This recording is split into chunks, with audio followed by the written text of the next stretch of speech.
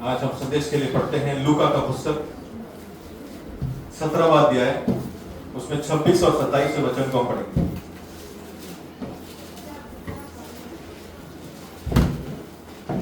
लूका 17वां अध्याय, Luke chapter 17, 26 और 27 वचन को पढ़ेंगे। 26 and 27। जैसा नूह के दिनों में हुआ था, हाँ। वैसे ही मनुष्य के पुत्र के दिनों में भी होगा। हाँ। जिस दिन तक नूह जहाज पर न चढ़ा, हाँ। उस दिन तक लोग खाते पीते थे, हाँ। और उनमें विवाह होते थे। हाँ। सब जल प्रलय के अवसर उन सब को नष्ट किया। हाँ। इस वचन को बस इस वचन को हमने कई बार सुना होगा, पढ़ते हुए सुना होगा। इसमें आप लोगों ने यहाँ पर कई संदेश को भी आपने सुना होगा, लेकिन आज इस वचन को लेकर हम एक दूसरे नजरिए से इसको जो है कलाम से जोड़कर, इसमें सारे वचनों को जोड़कर जो है हम इसको देखते हैं, इसको ध्यान करेंगे। परमेश्वर हमारे साथ हमें मदद करना चाहिए इस वचन को समझाने के लिए। हम लोग प्रार्थना करते हैं, अपने स्वरों को झुकाकर नम्र बनाकर परमेश्वर के हाथ में सौंपेंगे। स्तुति लॉर्ड, धन्यवाद लॉर्ड, आपके वचन को हमने पढ़ते हुए सुना है। परमेश्वर ये वचन आपका है। हम अपने आप को नम्र बनाकर आपके हाथों में सौंपते हैं। हमारे हृदय को तैयार कीजिए परमेश्वर। हमें परमेश्वर यहाँ पर उपस्थित हर एक बच्चे परमेश्वर प्यास के साथ आपके वचन को सुनने के लिए, उसे ग्रहण करने के लिए, उसके अनुसार चलने के लिए यहाँ पर आकर बैठे हैं। आप उनके हृदय को आप देखने के लिए विनती करते हैं। इस वचन को परमेश्वर आप हमें तोड़कर इस वचन की गहराई को आप हमें समझाने के लिए विनती करते हैं। आशीष कीजिए, अगुवाई कीजिए, आपके हाथों में सौंपते हैं। प्रभु यीशु मसीह के नाम से मांगते हैं, आमीन। यहाँ पर इस वचन को मैं दोबारा पढ़ता हूं, सुन लीजिएगा। जैसे नूह के दिनों में हुआ था, वैसा ही मनुष्य के पुत्र के दिनों में भी होगा। जिस दिन तक नूह जहाज पर न चढ़ा, जिस दिन तक नूह जहाज पर नहीं चढ़ा, न चढ़ा, उस दिन तक लोग खाते पीते थे और उनमें विवाह होते थे। तब जल प्रलय ने आकर उन सबको नष्ट किया। क्या लिखा है यहाँ पर वचन में? नूह के दिनों में जो हुआ है वो बातें कभी हो गई? मनुष्य के पुत्र के दिनों में। मनुष्य का पुत्र का दिन अभी चल रहा है हमारे बीच में, यही दिन चल रहे हैं। मनुष्य के पुत्र प्रभु यीशु मसीह इस धरती पर आकर 2000 वर्ष पहले इस धरती पर आए थे। तब से लेकर परमेश्वर के आगमन तक मनुष्य के पुत्र का दिन यहाँ पर क्या हो रहा है? चल रहा है। तो नूह के दिनों में जो हुआ वो मनुष्य के पुत्र के दिन में भी। तो नूह के दिनों में क्या हुआ, इसका जानकारी हमें क्या होना चाहिए। हमने देखा नूह के दिनों में लोग पापों में पड़े थे, अभी भी पाप बड़ा है, ये सब हम देख चुके हैं। लेकिन इसमें जो चीज हमने अभी तक देखा नहीं है या शायद आपने सुना नहीं होगा, उन बातों के बारे में अभी हम थोड़ा ध्यान करते हैं। वो ध्यान करने से पहले कलाम में जो है अंकों के बारे में काफी जो है महत्व है। अंक को लेकर कलाम के अंदर जो है काफी मुख्यत्व दिया गया है और काफी महत्वपूर्ण उसमें बातें हैं। अब यहाँ पर जब देखेंगे नूह के दिनों में क्या हुआ करके, तो वो नूह के दिनों में जो हुआ उसे देखने के लिए हम पुराने करार में जाएंगे। तो उत्पत्ति का पुस्तक में 7वें अध्याय में 10वें वचन को हम पढ़ेंगे। उत्पत्ति का पुस्तक जेनेसिस चैप्टर 7 वर्स 10, उत्पत्ति 7वां अध्याय 10वें वचन को हम पढ़ेंगे।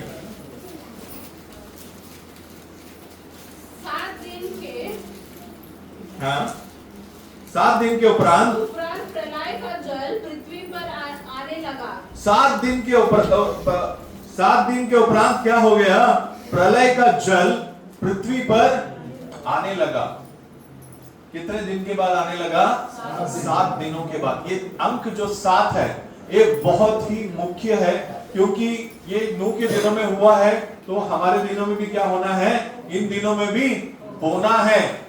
तो ये 7 का क्या महत्वपूर्ण है, इसका महत्व क्या है, इस चीज को जो है हम जरा देखते हैं।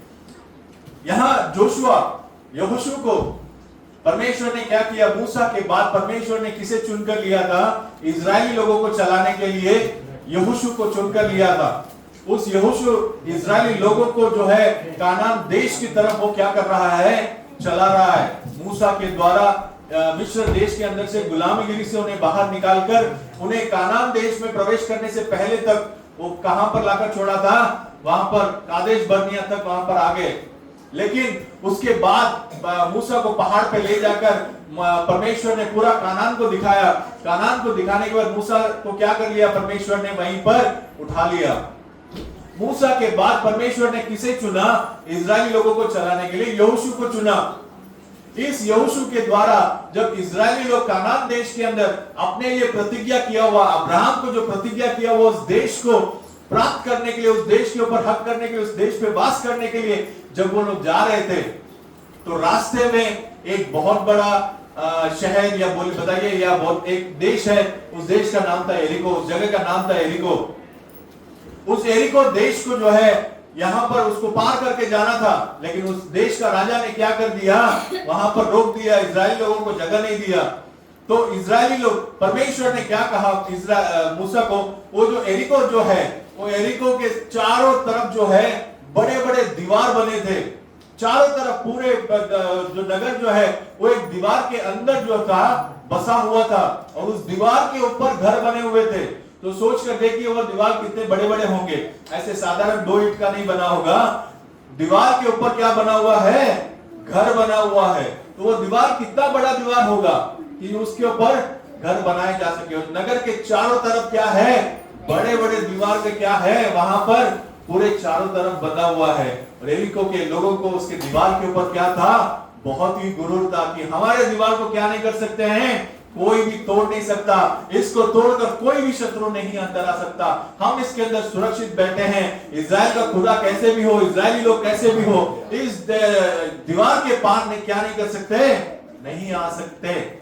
एकदम हम लोग एकदम उस दीवार के ऊपर उनके ऊपर क्या, उनका क्या था, भरोसा था। लेकिन इजराइल के लोगों को क्या करना था, परमेश्वर उस देश को के आगे लेकर जाना था। अब वो जो यरीको नगर है वो रास्ते में खड़ा था। उस नगर के पार जाने के लिए परमेश्वर ने यहोशू को एक बात बताई। यहोशू के पुस्तक में आइएगा, पुराने करार में ये यहोशू का पुस्तक व्यवस्था विवरण के अगला पुस्तक है, उसमें 7वां अध्याय। किसी को कलाम अंतर रहेगा ना, ले सकते हैं, मिलता है फ्री में। कलाम अगर किसी को चाहिए, किसी के पास नहीं है, यहाँ पर रखा हुआ है, आपको मुफ्त में मिल जाएगा, आप घर लेकर जाकर पढ़ सकते हैं, फ्री में देता है। 7वें अध्याय में 3रे वचन को पढ़िएगा। ये 269वें पन्ने पर है, पुराने करार में 269वें पन्ने पर है। और उन्होंने यहोशू के पास लौटकर कहा, सब लोग वहां न जाएं, कोई 2-3 हजार पुरुष जाकर एक को जीत सकते हैं। सब लोगों को वहां जाने का कष्ट न दे, क्योंकि वे लोग थोड़े ही हैं।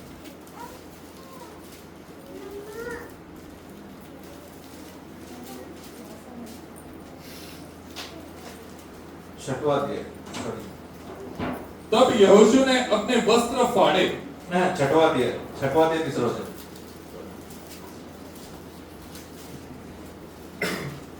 इसलिए तुम में जितने योद्धा हैं, नगर को घेर लें और उस नगर के चारों ओर एक बार घूम आए।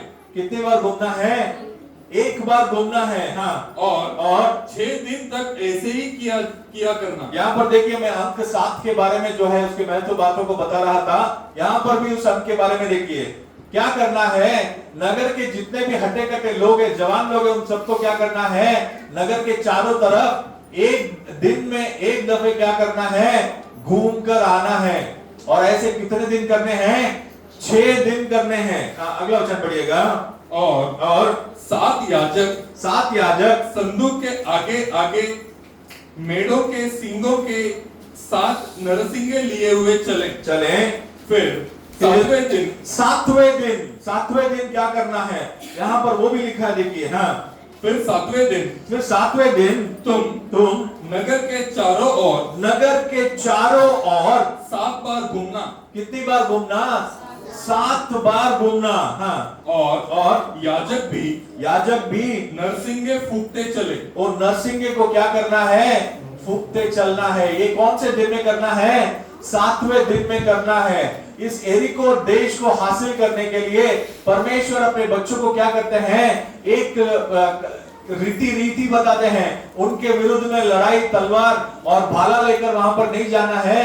क्या करना है, आपके इजरायली लोगों को क्या करना है, नगर के चारों तरफ दिन में एक दफे क्या करना है, घूम कर आना है। और ऐसे कितने दिन करना है, 6 दिन आपको करना है, 6 दिन। 7वें दिन आपको क्या करना है, उस नगर को 7 दफे घूमकर आना है।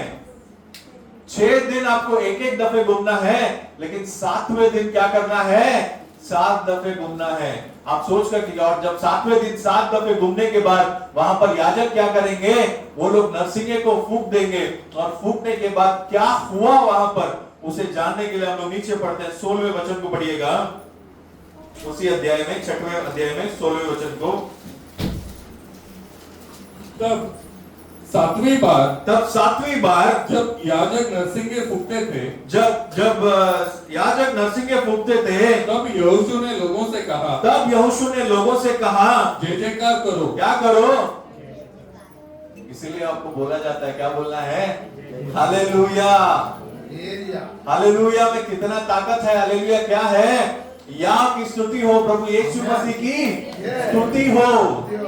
उसका मतलब क्या है, या परमेश्वर की क्या हो, स्तुति हो। इस शब्द में इतना ताकत है, इस शब्द के खिलाफ क्या नहीं कर सकता, कोई भी ताकत नहीं रुक सकता। यहाँ पर यहोशू क्या कहते हैं कि जब नरसिंगा फूंका जाएगा तो क्या करना है, लोगों को जय जयकार करना है। हाँ, जय जयकार करो। हाँ, क्योंकि यहोवा ने यह नगर तुम्हें दे दिया है। जय जयकार करने से वहां पर क्या हो रहा है, एक नगर उनको क्या हो जा रहा है, मिल जा रहा है। जिस नगर के दीवारों पर उस नगर के लोगों को भरोसा था, उस नगर के दीवार को नहीं तोड़ सकता, उस नगर को परमेश्वर कैसे तोड़ने जा रहे हैं, केवल लोगों के जय जयकार से और नरसिंगे फूंकने से। 20वें वचन को पढ़िएगा उसी में। तब लोगों ने जय जयकार किया, और याजक नरसिंगे फूंकते रहे, और जब लोगों ने नरसिंगे का शब्द सुना, तो फिर बड़ी ही ध्वनि से उन्होंने जय जयकार किया। तब शहरपना नींव से गिर पड़ी। क्या हो गया, शहरपना, पूरे शहर का दीवार क्या हो गया, नींव से। ऐसा नहीं कि बीच में टूट गया, ऐसा नहीं है, उसके नींव से क्या हो गया, वो नीचे गिर गया। वो शहर पूरा का पूरा तहस महस हो गया। और लोग अपने अपने सामने से उस नगर में चढ़ गए, और नगर को ले लिया। एक नगर को हासिल करने के लिए ना तलवार उठाया, ना भाला चलाया, ना बंदूक चलाया, ना कुछ किया। केवल किससे हासिल हुआ, परमेश्वर ने जो रीति बताया, परमेश्वर ने जो मार्ग दिखाया, उस मार्ग में चलने से वहां पर क्या हो गया, एक नगर उनको हासिल हो गया। परमेश्वर का दिया हुआ मार्ग क्या है, 6 दिन आपको क्या करना है, दिन में एक दफे आपको घूम कर आना है। और 7वें दिन आपको क्या करना है, 7 दफे घूम कर आना है। इस नंबर को अच्छी तरीके से आपको याद रख लीजिएगा, क्योंकि ये इस समय में जो हो रहा है उन सभी को मैं जोड़ के बताऊंगा आपको। 7वें दिन आपको 7 दफे क्या करना है, घूम कर आना है। उसके बाद नरसिंगा फूंका जाएगा। उसके बाद जब जय जयकार होगा तब क्या होगा, नगर का पूरा दीवार टूट कर गिर जाएगा और नगर को लोग क्या कर लेंगे, हासिल कर लेंगे। ये कब हो रहा है, 7वें दिन हो रहा है। 7वें दिन उनको 7 दफे घूम कर आना। ये सारी बातों को याद रख लीजिएगा। परमेश्वर जो है एक जय जयकार में, एक परमेश्वर की महिमा करने में, परमेश्वर को जब पूरी सभा मिलकर, जब एक मन होकर, नम्र बनाकर, परमेश्वर के बताए हुए मार्ग में चलकर जब जय जयकार करेंगे, परमेश्वर की स्तुति करेंगे, महिमा करेंगे, तो एक नगर भी क्या नहीं कर सकता, उसके सामने नहीं रुक सकता। आज हमारे लिए ये दुनिया जो है वो क्या है, एरिको शहर है। जो एरिको शहर दीवारों से बंधा हुआ था, आज लोग इस दुनिया को बहुत बड़ा बता रहे हैं, लेकिन नोआ के दिनों में जितना पाप था उससे ज्यादा पाप आज क्या हो गया है, इस पूरे दुनिया में बढ़ गया है।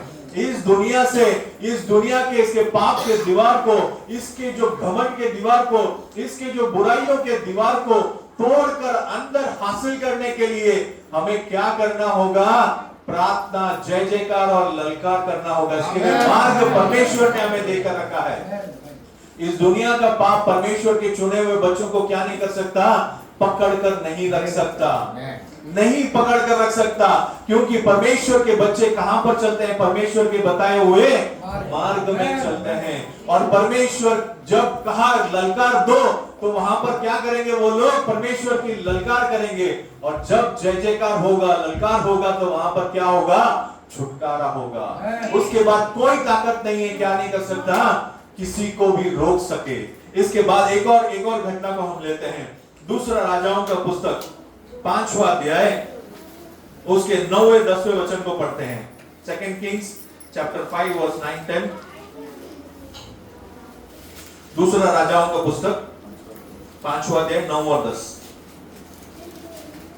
कौन से पन्ने पर है बता दीजिएगा? 453वें पन्ने पर है। तब नामान घोड़ों और रथों समेत एलिशा के द्वार पर आकर खड़ा हुआ। नामान जो है एलिशा के द्वार पर आकर खड़ा हुआ। तब एलिशा ने एक दूत से उसके पास यह कहला भेजा, तू जाकर यरदन में 7 बार डुबकी मार। तू जाकर यरदन में 7 बार डुबकी मार। तब तेरा शरीर ज्यों का त्यों हो जाएगा, और तू शुद्ध हो जाएगा। इसके बारे में हमने कुछ ही हफ्तों पहले देखा था। इसका संदेश भी मैंने यहाँ पर दिया था। यहाँ पर नामान नामक एक व्यक्ति, वो सीरिया देश का क्या था? एक सेनापति था। लेकिन वो सेनापति था, पूरा सेना उसके अधीन था। लेकिन उस मनुष्य के अंदर क्या था? कोढ़ हो गया था, उसके कुष्ठ रोग हो गया था। उसके घर में जो है इजरायली एक बच्ची जो है वो लोग बंदी बनाकर लेकर गए थे। उस बंदी के द्वारा क्या हो गया? एक बच्ची के द्वारा वहां पर क्या हो गया?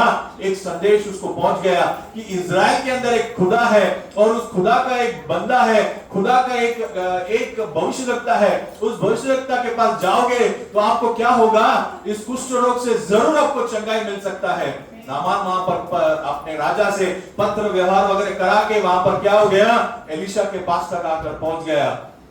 अब एलिशा के पास आकर पहुंच गया। उसने एलिशा के दरवाजे पे खड़ा है, घर के दरवाजे पर। उसने सोचा कि एलिशा बाहर आएगा, मेरे ऊपर हाथ रखेगा, मेरे ऊपर हाथ रखने के बाद क्या होगा? उसका खुदा मुझे चंगाई कर देगा। लेकिन वो मार्ग नहीं है। आज मार्ग जो है उसको क्या दिया गया था? यहाँ पर 10वें वचन में सफाई से लिखा हुआ है, एलिशा ने उससे क्या कहा? तू जाकर क्या कर? योरदान नदी में क्या कर? 7 बार तुझे क्या करना है? डुबकी लगाना है। वो डुबकी लगाने के बाद ही क्या होगा? तेरे सारे रोग निकल जाएंगे और तू क्या हो जाएगा? चंगा हो जाएगा। उसको दिया गया मार्ग क्या था? उसे जाकर 7 बार क्या करना है? उस यॉर्दन नदी में डुबकी लगाना है। डुबकी लगाने के बाद ही उसका क्या हो जाएगा? उसकी सारी गंदगी, उसके अंदर जो बुराइयां हैं, वो एक सिद्ध अवस्था में आने के लिए उसके अंदर के सारी गलतियां, दुनियादारी, सारे कुछ निकालने के लिए उसे क्या करना है? 7 बार वहां पर क्या करना है? डुबकी लगाना है। डुबकी लगाने के बाद से क्या हो जाएगा? उसके अंदर का कुष्ठ रोग चंगाई हो जाएगा। अब नामान हो गया, गुस्सा, क्रोधित हो गया। उसने कहा कि मैं इससे अच्छे नदी मेरे देश में है, मैं क्यों इस यॉर्दन नदी में कीचड़ से भरा होगा? किससे भरा है? कैसा पानी है? मुझे नहीं पता। साफ पानी है नहीं, मुझे नहीं पता। मैं क्यों जाकर उसके इसमें डुबकी लगा? क्रोधित हो गया, अपने घर के लिए निकलने लगा। तब उसका सेवक कहता है, उसने कोई बड़ा काम कर दिया होता तो आप क्या कर देते थे? जरूर कर दिया। उसने तो एक छोटा सा काम बोला है, नदी में जाकर कितनी दफे? 7 दफे डुबकी लगाकर उठना है तो वहां पर आपको चंगाई मिल जाएगा। छोटा सा काम बोला है। क्या करते हैं? ये सब मैं कहानी के रूप में आपको बता रहा हूं। इस अध्याय को घर पे जाकर क्या करना है? आपको पढ़ना है, पढ़ लीजिएगा, पूरी डिटेल आपको मिल जाएगा। तो वहां पर वो जाकर क्या करता है? यॉर्दन नदी में 7 दफे जाकर जैसे डुबकी लगाता है। 6 दफे डुबकी लगाए, वहां पर कुछ नहीं हुआ। लेकिन जब 7वें दफे वो डुबकी लगाकर जब उठकर आया तो वहां पर क्या हुआ? उसका शरीर का जो पूरे जो चमड़ी जो है वो पूरा एक बच्चे के चमड़ी की तरह क्या हो गया, बदल गया। उसके अंदर का सारा कुष्ठ रोग निकल गया। उसने परमेश्वर के बच्चे का, परमेश्वर के भविष्यवक्ता का बताया हुआ इस मार्ग में क्या किया है, उसने चला और उसको क्या मिला, चंगाई प्राप्त हुआ। लेकिन उसे कितनी दफे डुबकी लगाना था, 7 दफे डुबकी लगाना था। मैं अंक 7 को जो है एक एक करके मैं आपको बताते आ रहा हूं, क्योंकि सबको जोड़कर बताऊंगा मैं। ये 7 दफे उसे क्या करना था, डुबकी लगाना कर बाहर आया तो उसका शरीर के अंदर का सारा कोढ़, कुष्ठ रोग, आज ये कुष्ठ रोग जो है पाप का समान होता है, दुनियादारी का समान, पाप, गलती, गुनाह के समान क्या है, इसे आप देख सकते हैं। ये गुनाह जो है, आज एक मनुष्य को गुनाह से क्या करना है, छुटकारा प्राप्त करना है, तो उसे इस वचन को क्या करना होगा, स्वीकार करना होगा। इस वचन को स्वीकार करके परमेश्वर के बताए हुए मार्ग में चलेगा। परमेश्वर ने जो काम करने के लिए बोला है वो काम वो जब तक नहीं करेगा उसे क्या नहीं होगा, पाप से छुटकारा नहीं मिलेगा। पाप से छुटकारा के लिए परमेश्वर ने क्या मार्ग बताया है, बताइए बताइए। काफी 3-4 सालों से आपने सुना है, कोई तो बताइए। हाँ, वो तो अभी का है, आगे परमेश्वर ने क्या, छोटे बच्चे ने बता दिया, देखिए कितना अच्छा बता दिया। परमेश्वर ने पाप से छुटकारा के लिए, मैंने कई दफे यहां पर बोला हूं, परमेश्वर ने अनंत काल का जीवन प्राप्त करने के लिए, स्वर्ग में प्रवेश करने के लिए एक ही मार्ग रखा है। कौन सा मार्ग है, बपतिस्मा का मार्ग है। कैसे बपतिस्मा लेना है, हाँ, प्रभु यीशु मसीह के नाम से बपतिस्मा लेना है, लेकिन उसमें भी दो बपतिस्मा है। कैसे बपतिस्मा है, नहीं, मैंने कई दफे आपको बोला है, निकोदेमुस करके एक मनुष्य को परमेश्वर ने क्या कहा, जल और आत्मा, जल और आत्मा से, दोनों से क्या करना है, बपतिस्मा लेना है। जल से हम जब इस शरीर में जब जल से बपतिस्मा लेते हैं तो क्या होता है, ये जो आपने शरीर किया, शरीर में जितने भी पाप किए हैं, जन्म पाप, कर्म पाप, सब कुछ आप क्या करते हैं, परमेश्वर के सामने कबूल करते हैं। परमेश्वर, मैं एक पापी इंसान हूं, मैंने जन्म पाप, मेरे कर्म पाप, जो भी पाप मैंने किया है, मैं सारे पाप आपके सामने कबूल करता हूं। आगे मैं इन पापों को नहीं करना चाहिए। आप आपके पवित्र लहू से क्या करो, मुझे शुद्ध करो करके अपने आप को परमेश्वर के सामने कबूल करके, अर्पण करके आप क्या करते हैं, जल से बपतिस्मा लेते हैं। लेकिन जल से जब बपतिस्मा लेते हैं तो परमेश्वर एक वरदान आपको देता है। पतरस ने कहा था पेंतेकोस्त के दिन में, आप हर एक व्यक्ति मन फिराकर, पश्चाताप कर प्रभु यीशु मसीह के नाम से बपतिस्मा ले लो, तब आपको क्या मिलेगा, पवित्र आत्मा का वरदान मिलेगा। हाँ, उस वचन को पढ़ लेते हैं। प्रेरितों के काम 2 अध्याय, ये बुनियादी चीज है, ये इसमें कभी डगमगाना नहीं चाहिए और ये हमें अच्छी तरीके से पता होना चाहिए। प्रेरितों के काम 2 अध्याय 38वें वचन को पढ़िएगा। कौन से पन्ने पर है, मेरे ख्याल से नए करार में 167, Acts 2:38। पतरस ने उनसे कहा, मन फिराओ और तुम में से हर एक अपने अपने पापों की क्षमा के लिए, अपनी पापों के क्षमा के लिए यीशु मसीह के नाम से बपतिस्मा लें, तो तुम पवित्र आत्मा का दान पाओगे। इस पेंतेकोस्त के दिन में क्या हुआ था, वो 2 अध्याय के पहले वचन से पढ़ लीजिएगा। उसमें क्या हुआ था, परमेश्वर ने अपने आत्मा को क्या किया, 120 लोगों के ऊपर उंडेला, अग्निमय जीव के समान हर एक व्यक्ति के ऊपर क्या हो गया, परमेश्वर का पवित्र आत्मा आकर बैठा। उस पवित्र आत्मा का अभिषेक वहां सबके ऊपर हुआ था। जल से तो उन्होंने बपतिस्मा लिया था, लेकिन आत्मा से क्या करना है, बपतिस्मा लेना है। उस पवित्र आत्मा का अभिषेक को क्या करना है, हमें पाना है। निकोदेमुस को बताया था जल और आत्मा से जब तक आप जन्म नहीं लोगे तब तक स्वर्ग के अंदर क्या नहीं कर पाओगे, प्रवेश नहीं कर पाओगे। तो स्वर्ग में प्रवेश का मार्ग क्या है? उस जल से भी बपतिस्मा लेना, आत्मा से भी क्या करना है? परमेश्वर के सम्मुख में बैठकर मनुष्य है, मनुष्य के अंदर क्या होगा? कमी होगी, और कमी की वजह से उसके अंदर क्या होगा? गुनाह होगा, पाप होगा, गलती कर बैठेगा। तो उन गलतियों को परमेश्वर के सामने कबूल करके, परमेश्वर मुझे सारे गलतियों से क्या कीजिए? क्षमा कीजिए, मुझे आपका पवित्र आत्मा का अभिषेक दीजिए। परमेश्वर के सम्मुख में बैठ जाइए। याकूब ने क्या किया था? परमेश्वर को एक दिन पकड़ लिया, परमेश्वर को पकड़ लिया, बोला आप आशीष किए बगैर मैं आपको क्या नहीं करूंगा? छोड़ूंगा नहीं। रात भर पकड़ लिया उसने, परमेश्वर ने उसे आशीष किया। ऐसा आशीष, ऐसा पवित्र आत्मा का अभिषेक पाने के लिए हमें क्या करना होगा? उसके सम्मुख में रहकर, उसके पांव तले रहकर हमें उस अभिषेक को क्या कर लेना है? पा लेना है। बिना पवित्र आत्मा का स्वर्ग के अंदर क्या नहीं है? कोई प्रवेश नहीं है। मेरे माँ को पवित्र आत्मा का अभिषेक है, या फिर मेरे पिता को अभिषेक है, या मेरे बच्चे को पवित्र आत्मा का अभिषेक मिल गया, हम सब चले जाएंगे, नहीं होता है।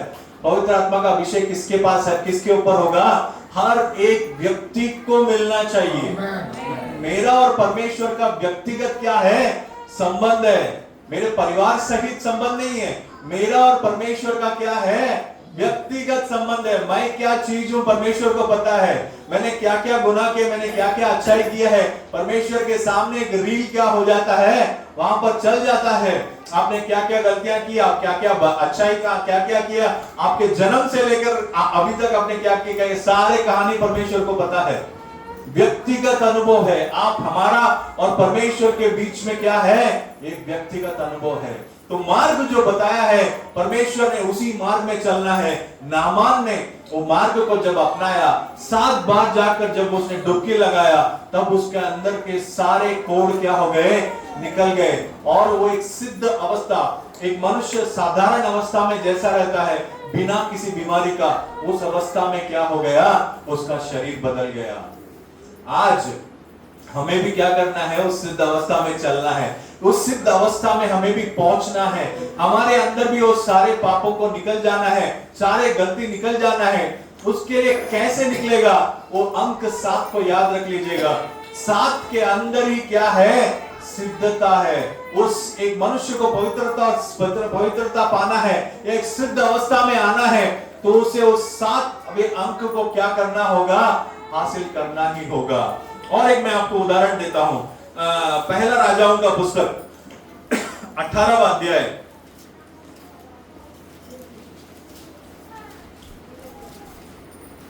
43-44 को पढ़िएगा। 438 पुरानी करार में 438।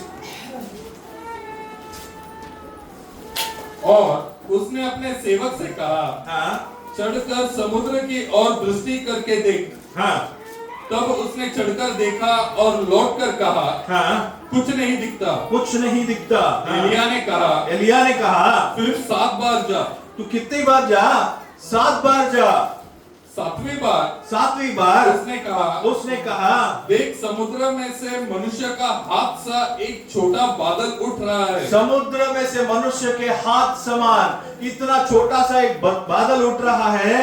एलिया ने कहा, अहाब के पास जाकर कह दे, रथ जुतवा कर नीचे जा। कहीं ऐसा ना हो कि तू वर्षा के कारण रुक जाए। यहाँ पर एक समारिया देश के अंदर एक बहुत बड़ा अकाल पड़ा है।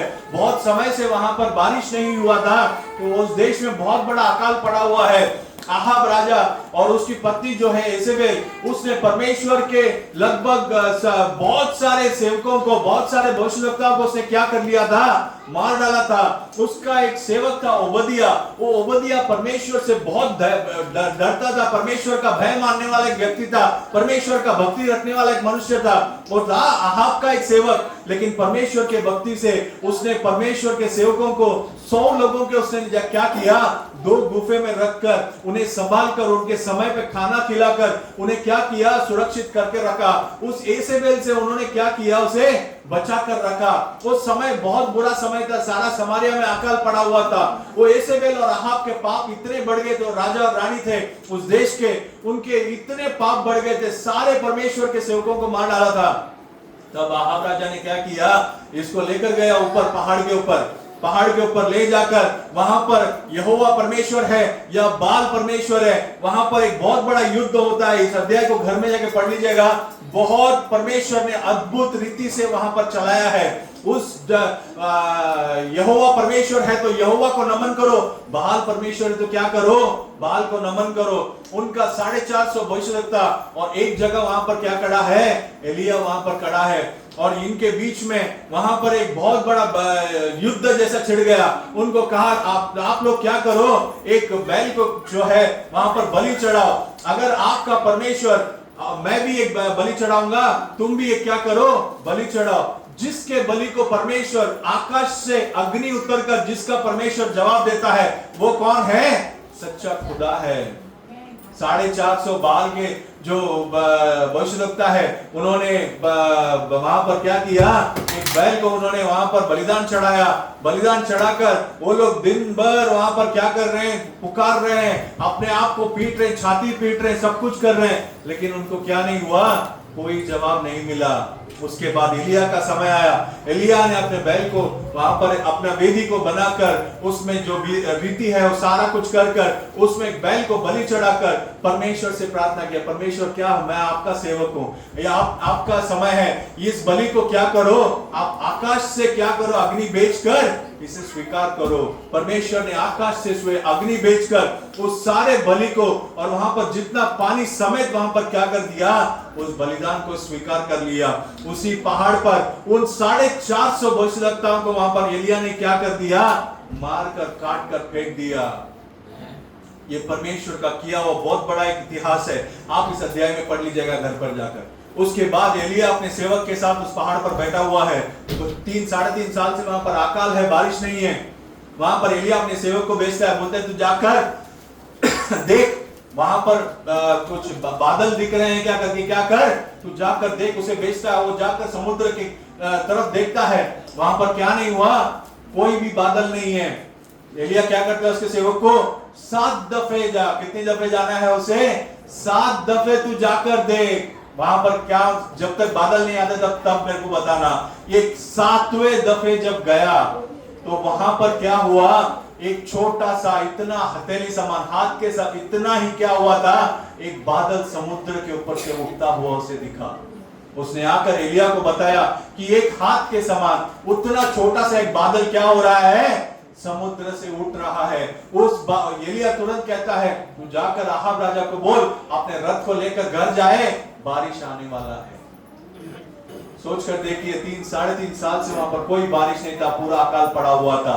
लेकिन परमेश्वर के उस सेवकों के खिलाफ जो उस राजा और रानी ने किया था, उसके वजह से उस देश में जो अकाल पड़ा हुआ था, उस अकाल को पूरा खत्म करके परमेश्वर ने उस देश को क्या किया, दोबारा बारिश दिया।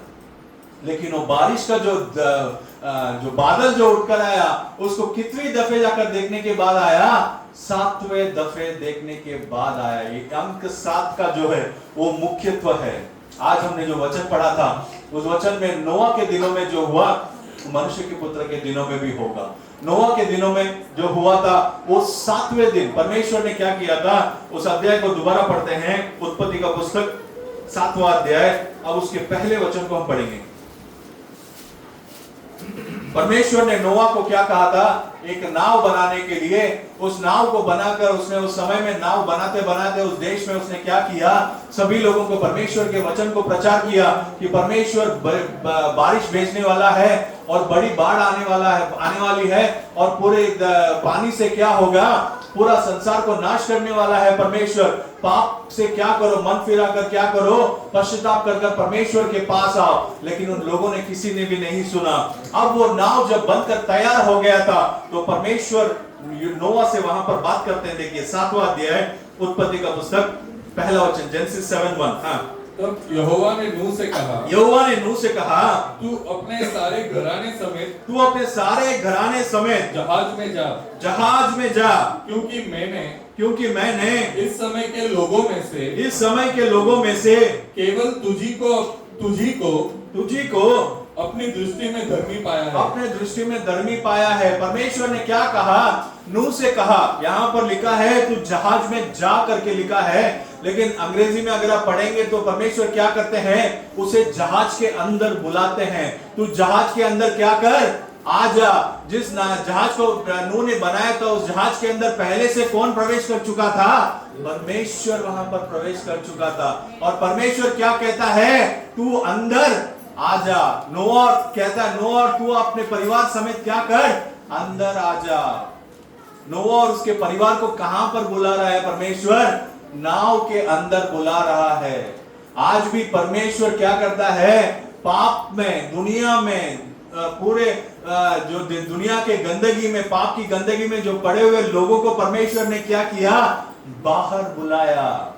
क्या करो? मन फिराओ, पश्चाताप करो, अपने पापों को छोड़कर क्या करो? बाहर आओ। मैंने एक मार्ग बनाकर रखा है, क्रूस पर मैंने तुम्हारे लहू बहाया है। उस लहू के द्वारा आप सभी को जो नाश के तरफ जाने वाले हैं, आप लोगों के लिए मैंने अनंत काल का जीवन का मार्ग खोल कर रखा है। आप सभी लोग क्या करो? मन फिरा के पश्चाताप करके बाहर आ जाओ।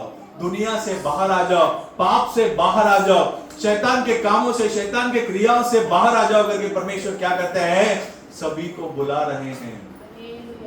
जैसे नोआ को बुलाया था दुनिया से बाहर, आज भी परमेश्वर ने एक झुंड के लोगों को क्या किया है? बाहर बुलाया है। नोआ के जमाने में केवल एक नाव परमेश्वर ने बनाया था। कितना नाव बनाया था? एक ही नाव बनाया था। उस एक ही नाव में कौन कौन आया था? नोआ, उसका परिवार, इसमें नीचे पढ़ लीजिएगा। हर एक जानवर जोड़ी जोड़ी करके परमेश्वर ने सारे जानवर को क्या किया? उस जहाज के अंदर लेकर गया। सोच कर देखिए, उस जहाज में छोटा सा एक कुत्ता, लोमड़ी से लेकर वो भी आ रहा है, शेर, हाथी से लेकर सारे जानवर क्या कर रहे हैं? जोड़ी जोड़ी करके नाव में आ गए। कितना बड़ा नाव होगा वो जानवर के लिए एक नाव, नोआ के परिवार के लिए एक नाव, उसके सगे संबंधी के लिए एक नाव। 3 नाव 4 नाव नहीं बनाया। कितने नाव बनाया? एक ही नाव बनाया। और उस नाव के अंदर परमेश्वर क्या कहते हैं? अंदर आ जाओ। आज परमेश्वर ने कितना कलीसिया बनाकर रखा है? एक ही कलीसिया बनाकर रखा है। और उस कलीसिया में परमेश्वर क्या कहते हैं? सभी को अंदर बुला रहे हैं। सभी को क्या करना है? उस कलीसिया के अंदर आना है। उस कलीसिया के अंदर आकर परमेश्वर के आगमन के लिए क्या करना है? तैयार होना है। नोआ के समय में एक नाव, आज परमेश्वर ने क्या किया है? एक कलीसिया बनाकर रखा है। नोआ के समय में दुनिया को नाश करने के समय परमेश्वर ने नाव बनाया। आज भी दुनिया को नाश करने से पहले परमेश्वर ने क्या बनाया है? एक कलीसिया बनाकर रखा है। नोआ के समय में नोआ के परिवार को वहां पे 8 लोग बचाए गए। आज भी एक झुंड के लोग, पूरे संसार में से एक झुंड, वो भी बहुत बड़ा झुंड नहीं होगा, बहुत बड़ा भीड़ नहीं होगा, 10 लाख 15 लाख ऐसा बंबई शहर से 15 लाख रुपए लोग ऐसे चले जाएंगे, ऐसा मत सोचिए। भविष्यवक्ता कहता है 10 लाख में से केवल एक व्यक्ति जाएगा। परमेश्वर के आगमन में कितना व्यक्ति जाने वाला है? 10 लाख में से एक व्यक्ति। वो एक व्यक्ति कौन होना चाहिए? मैं होना चाहिए। हम हर एक के मन में विचार क्या होना चाहिए? उस 10 लाख में से अगर एक व्यक्ति उस अनंत काल के जीवन में प्रवेश करने वाला है, परमेश्वर के आगमन में जाने वाला है, तो वो व्यक्ति कौन होना चाहिए? मैं होना चाहिए। उसका अनुमान कैसे लगाते हैं? नोआ के समय में लगभग 80 लाख लोग थे, तो 80 लाख में से वहां पर कितने लोग बचाए गए? 8 लोग बचाए गए। तो आज 10 लाख में से एक व्यक्ति क्या किया जाएगा? वो एक अनुमान है, मैं ये नहीं बोल रहा हूं वो वही होगा करके, वो एक अनुमान है। उस अनुमान के अनुसार अगर एक व्यक्ति होगा तो आज वो व्यक्ति को किसे होना चाहिए? हर एक व्यक्ति के अंदर ये सोच होना चाहिए, अगर एक व्यक्ति इस बंबई शहर से अगर एक व्यक्ति परमेश्वर के आगमन में जाते तो कौन होना चाहिए? मैं होना चाहिए।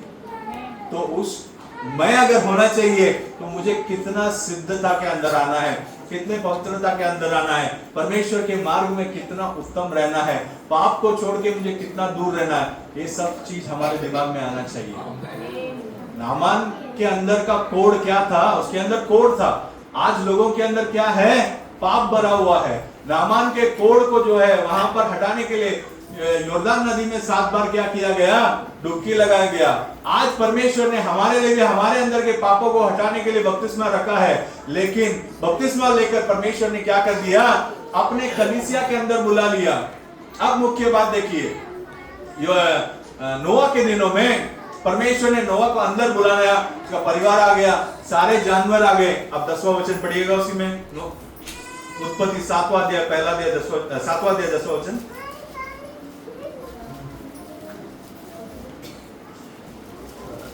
7 दिन के उपरांत नोआ अंदर प्रवेश कर गया, सारे जानवर अंदर प्रवेश कर गए। परमेश्वर ने नाव के दरवाजे बंद कर दिए। 7 दिन वो लोग नाव के अंदर थे। 7 दिन के उपरांत, 7 दिन के बाद वहां पर क्या हुआ? प्रलय का जल पृथ्वी पर आने लगा। प्रलय का जल क्या हो गया? पृथ्वी पर आने लग गया। और प्रलय का जल पृथ्वी पर आकर पृथ्वी को क्या करने लगा? नाश करने लगा। अब मुख्य बात देखिए, अब आज के इस कलीसिया के साथ, नोआ के समय में नाव था, आज क्या है? परमेश्वर ने अपने आप के लिए कलीसिया बनाकर रखा है।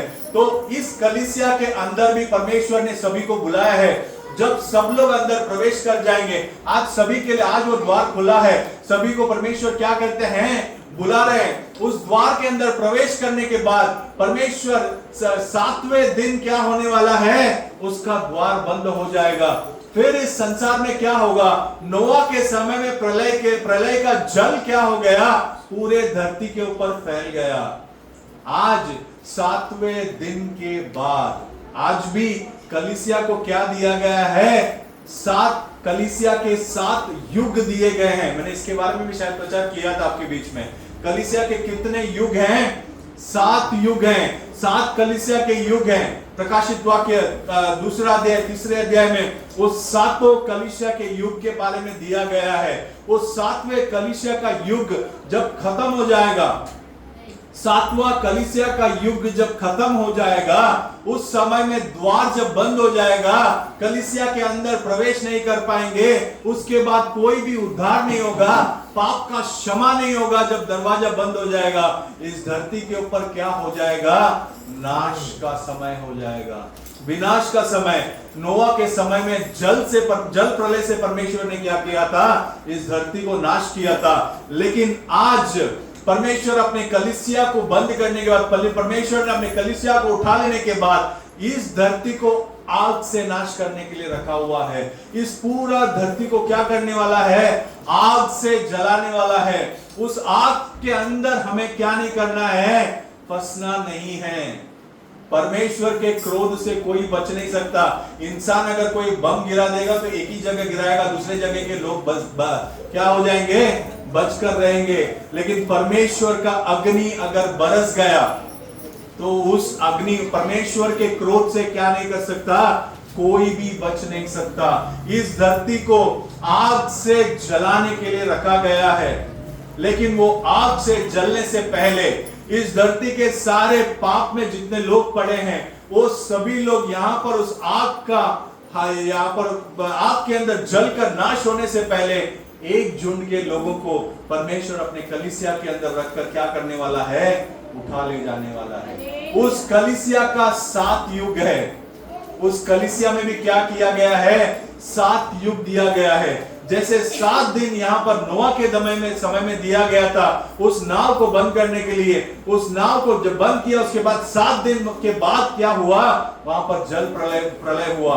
यहाँ पर भी 7 कलीसिया का युग में परमेश्वर अपने लोगों को क्या कर रहा है? हर एक युग में परमेश्वर ने अपने लोगों को अंदर बुलाया है। हर एक कलीसिया में लोग आकर पापों को छोड़कर, अपने दुनिया को छोड़कर परमेश्वर के लिए अपने जीवन को क्या किया है? अर्पण करके कलीसिया में आकर जुड़े हैं। उन लोगों के लिए परमेश्वर ने क्या कर रहा है? एक दिन रखा है। वो 7वें दिन जब कलीसिया का मार्ग बंद हो जाएगा, उस उद्धार का मार्ग जब बंद हो जाएगा, उस दिन परमेश्वर क्या कर लेगा? उठा लेगा। परमेश्वर ने यहोशू के समय में वहां पर क्या किया गया था? नरसिंगा फूका गया था और वहां पर एक ललकार हुआ, जय जयकार हुआ था। वैसे ही इस समय में भी होने वाला है। उसको हम पढ़ते हैं पहला थिस्सलुनीकियों का पुस्तक 4 अध्याय उसके 16वें वचन को पढ़ेंगे। 1 Thessalonians 4:16।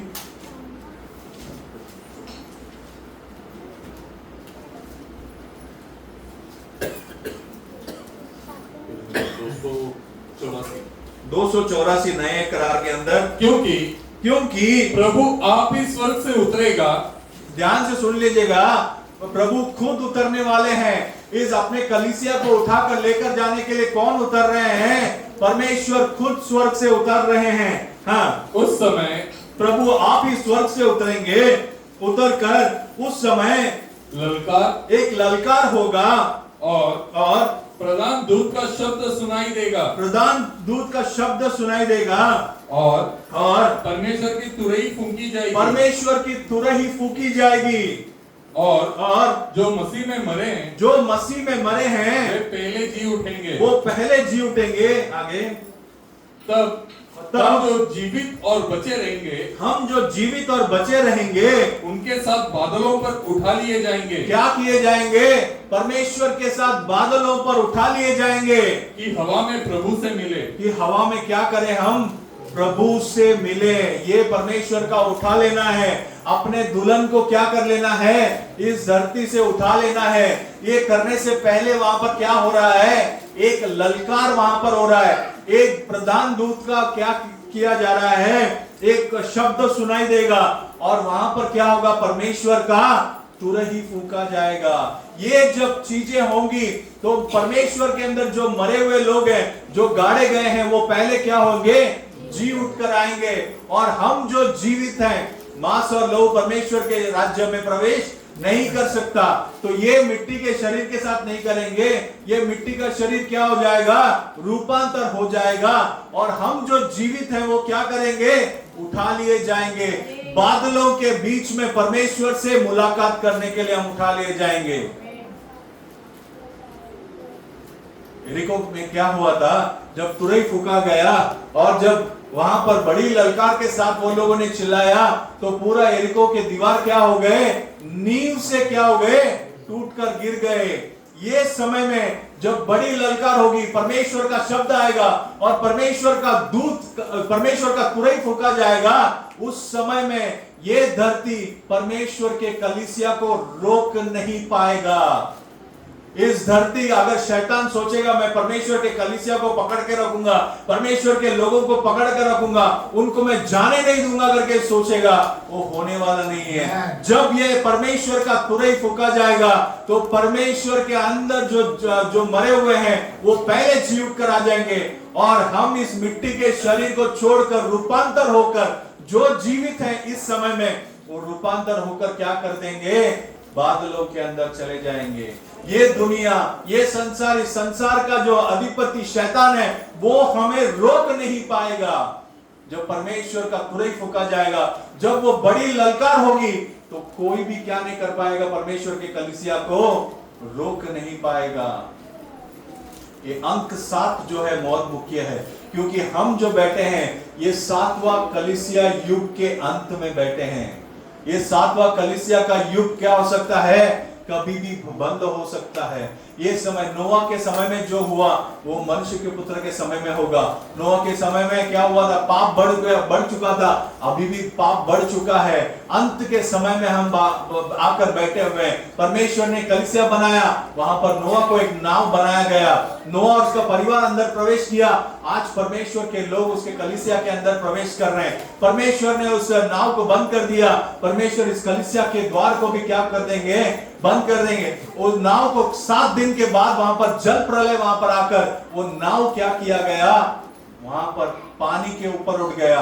लेकिन जो लोग उस नाव में प्रवेश नहीं किए, वो सारे लोग वहां पर क्या हो गए? नाश हो गए, मर गए। आज भी वही होने वाला है। ये धरती आग से नाश करने के लिए रखा गया है, लेकिन परमेश्वर ने अपने लिए जो कलीसिया बनाकर रखा है, उस कलीसिया के अंदर जो लोग हैं, उस लोगों को परमेश्वर क्या कर लेगा? उठा लेगा। वो 7वें दिन के बाद, वहां भी 7 दिन के बाद वो प्रलय आया। अभी भी 7 कलीसिया के युग के बाद यहां पर क्या होने वाला है? परमेश्वर अपने कलीसिया को उठा लेगा।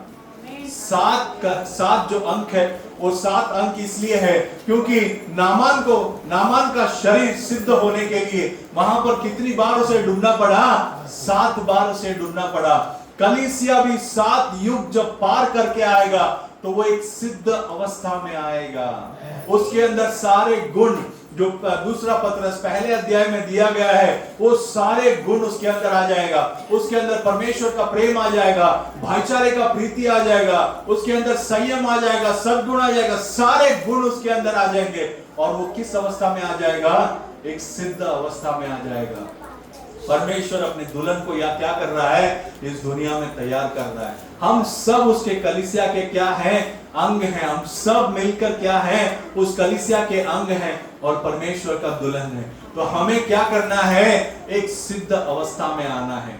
जब तक हम सिद्धता के अंदर नहीं आते हैं तब तक हम उसके आगमन में जाने के लिए क्या नहीं है? तैयार नहीं है। आज परमेश्वर ने हमें क्या दिया है? समय दिया है, मौका दिया है, ताकि हम अपने गुनाहों से, गलतियों से, पापों से, दुनियादारी से क्या कर सके? सब कुछ छोड़ छाड़ के मन फिरा कर परमेश्वर के पास आए और उस सिद्धता के अंदर क्या कर सके? हम प्रवेश कर सके। ये अंक 7 जो है इसको अच्छी तरीके से याद रख लीजिएगा। 7 अंक, 7वां जो अंक खत्म होते ही वहां पर क्या है? एक सिद्धता के अंदर लेकर जाता है। नोआ के समय में 7 के बाद जल प्रलय आया। आज भी 7 कलीसिया के युग के बाद परमेश्वर क्या करने वाला है? अपने कलीसिया को उठाकर लेकर जाने वाला है। नामान 7 बार डुबकी लगाने के बाद उसे क्या हुआ? उसका शरीर के अंदर का कोढ़ गया। आज भी 7 कलीसिया के युग के बाद कलीसिया की सिद्धता के अंदर क्या आता है? पूरी तरीके से आता है। 7 दफे क्या किया? वहां पर एलिशा ने क्या किया? अपने सेवक को भेजा, जाकर देख वहां पर क्या है? 7 दफे जाकर देख वहां पर क्या है? बादल आ रहा है कि नहीं। जब 6 दफे वो जाकर देखा वहां पर कुछ नहीं था, लेकिन 7वें दफे जाकर जब वो देखा तो वहां पर एक बादल उठकर आया। आज भी 7वां समय जब बीत जाएगा, 7वां दफा होने के बाद वहां पर परमेश्वर क्या करेंगे? उठकर आएंगे और अपने लोगों को ले जाने के लिए क्या करने वाले हैं? बीच आकाश में बादलों के बीच आने वाले हैं। लेकिन उस परमेश्वर को मिलने के लिए क्या हम तैयार हैं? क्या हमें क्या होना है? तैयार होना है। मार्ग एक ही दिया गया है, उसी मार्ग के द्वारा उद्धार है। उसके अलावा कोई भी उद्धार यहाँ पर उद्धार का मार्ग नहीं दिया गया है। अनंत काल में प्रवेश करने के लिए एक ही मार्ग दिया गया है। उस मार्ग के अलावा कोई और मार्ग नहीं है। केवल क्रूस में बहाया हुआ लहू के नीचे जब तक हम नहीं आते हैं, उस आत्मा से जब तक हमारा जन्म नहीं होता है, जल से जब तक हमारा जन्म नहीं होता है, तब तक हमारा प्रवेश नहीं हो सकता है। तो हमें परमेश्वर एक ही चाहता है, मन फिराओ, पश्चाताप करो, परमेश्वर के नाम से, प्रभु यीशु मसीह के नाम से बपतिस्मा लेकर आ जाओ। आपको पवित्र आत्मा का वरदान मिलेगा और आपको दिन प्रतिदिन वचन के अंदर क्या करना है? आगे बढ़ते रहना है।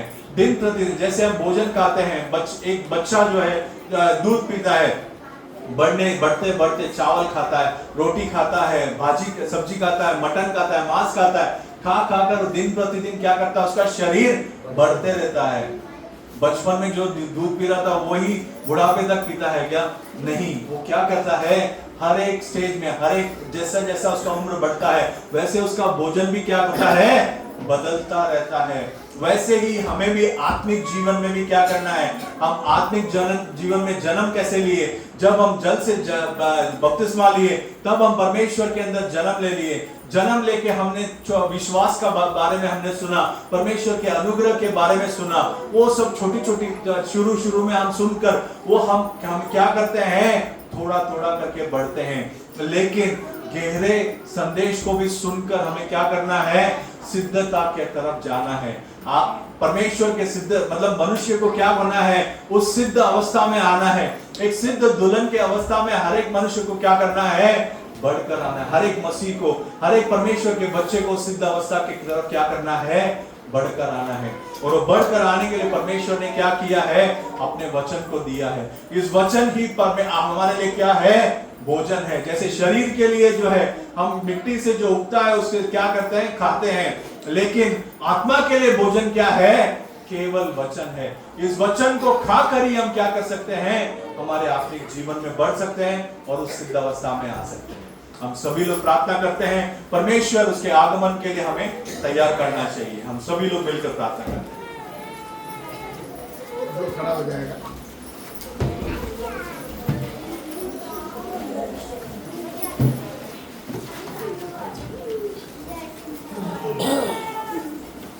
हम सभी लोग मिलकर प्रार्थना करेंगे। स्तुति है लॉर्ड, धन्यवाद है Lord.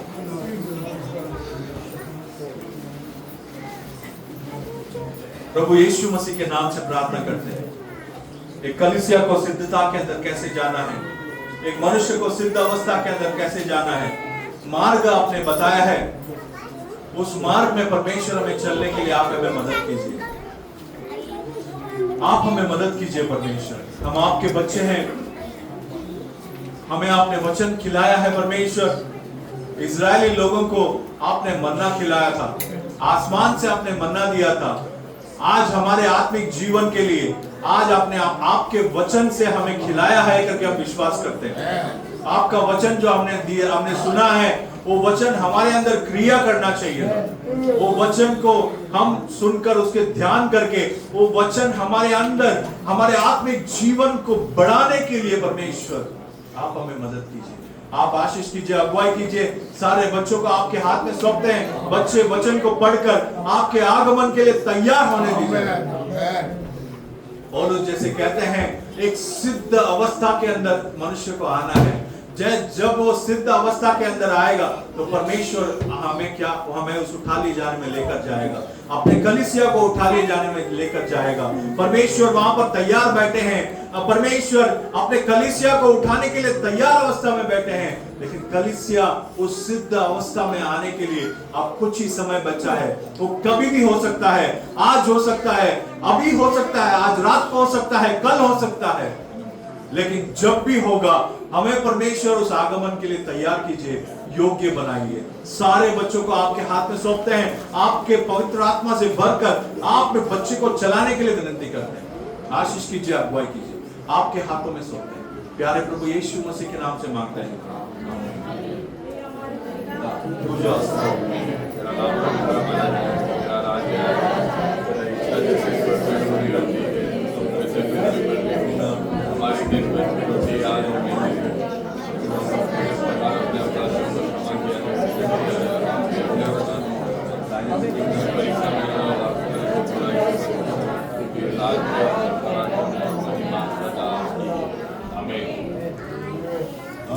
Hallelujah, hallelujah, hallelujah, hallelujah, hallelujah, hallelujah, hallelujah, hallelujah,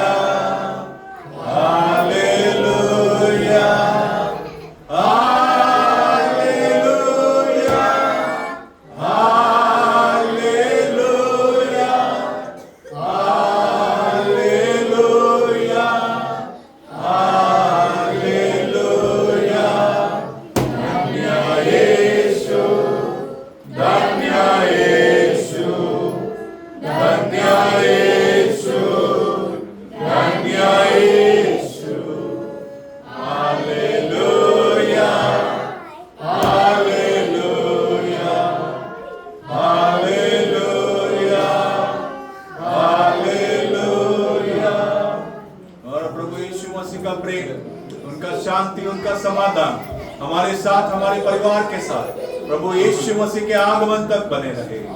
आमीन। हालेलुया। हालेलुया।